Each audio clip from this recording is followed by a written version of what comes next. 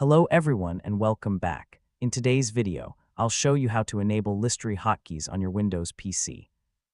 Hotkeys let you open Listary instantly and perform searches much faster, helping you save time during your daily work. Let's get started.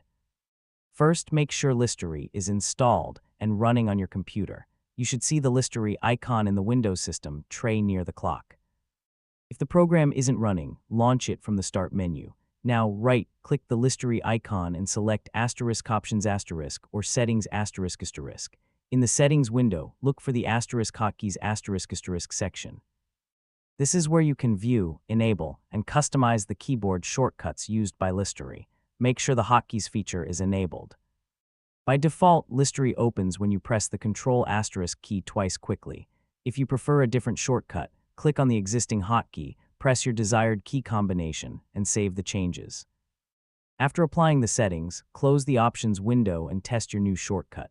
Press the assigned hotkey, and the Listary search box should appear instantly. From there, you can search for files, folders, or applications without opening File Explorer or the Start menu. If your hotkey doesn't work, check whether another application is using the same keyboard shortcut.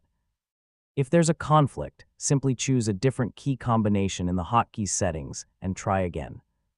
For the best experience, enable *Start Listary with Windows * so your hotkeys are always available whenever you turn on your computer. That's it. You now know how to enable and customize Listary hotkeys on Windows.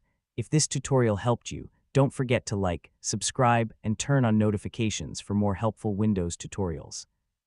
Thanks for watching, and I'll see you in the next video.